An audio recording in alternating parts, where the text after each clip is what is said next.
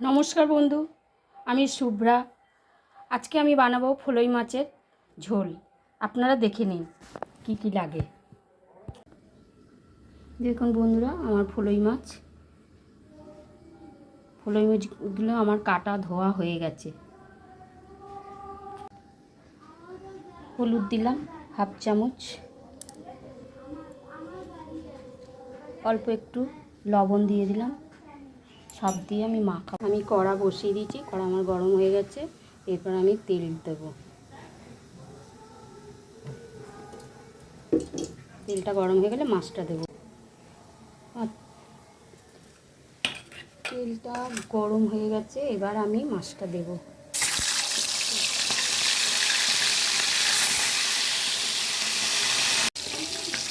মাছটা একবার উল্টে দিলাম।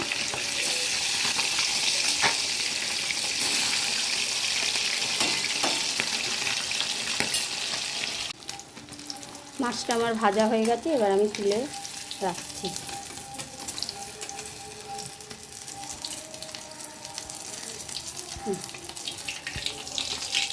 হ্যাঁ, এবার আসছে। আমি দ্বিতীয় মাছটা দিয়ে দিয়েছি, এরপর আমি উল্টিয়ে দেবো।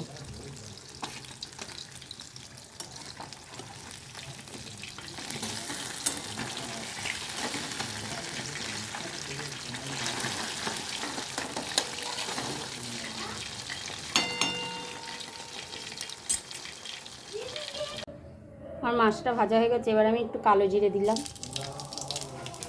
দিয়ে আমি পটলটা ভাজবো। পটলগুলো দিয়ে দিলাম।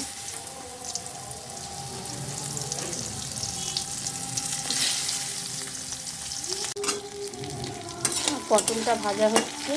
পটলটা ভাজা হয়ে গেলে এর মধ্যে আমি দেবো আলু।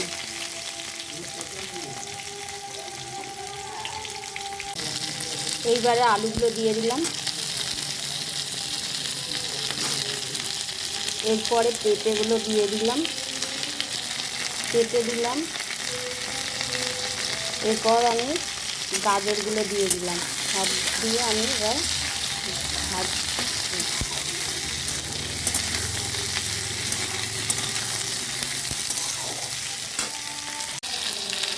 ভাজা হয়ে গেছে। এবার লবণ দিয়ে দিলাম এক চামচ হলুদের গুঁড়ো দিয়ে দিলাম, দিয়ে আমি ভাজবো।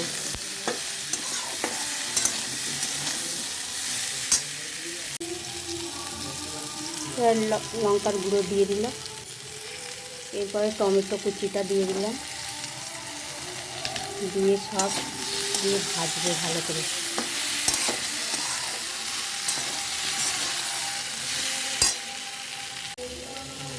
এবার আদা রসুনের পেস্টটা দিয়ে দিলাম।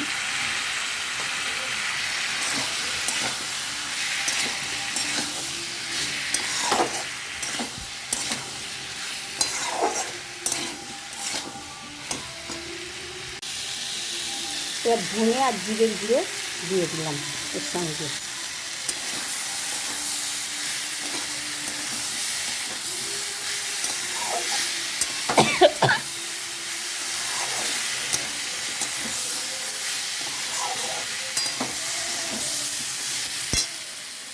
এরপর জল দিয়ে দিলাম।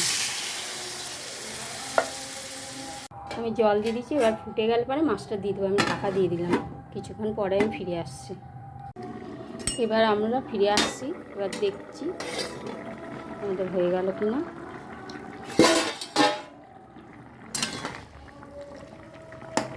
আমাদের হয়ে গেছে।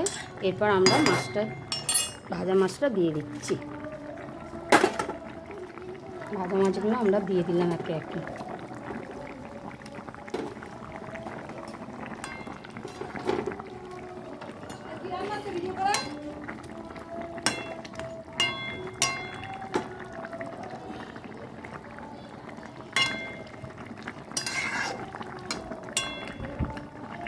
মাছটা দিয়ে দিলাম, একটু ফুটে গেলে পর নামাবো। এবার আমরা একটু ভাজা মশলা দিয়ে দিলাম ছড়িয়ে। দেখুন বন্ধুরা, কি সুন্দর গন্ধ বেরিয়েছে, সেন্ট।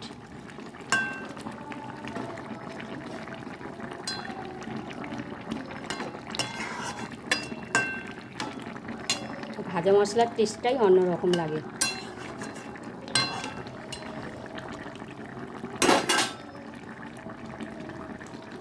আমার তরকারিটা কমপ্লিট হয়ে গেছে, ঝোলটা।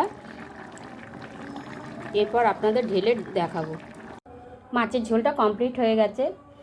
দেখুন বন্ধুরা, কত সুন্দর লাগছে মাছের ঝোলটা। যদি এই রেসিপিটা ভালো হয়ে থাকে তাহলে লাইক, কমেন্ট, শেয়ার করতে ভুলবেন না। অবশ্যই একটা লাইক দেবেন। টাটা।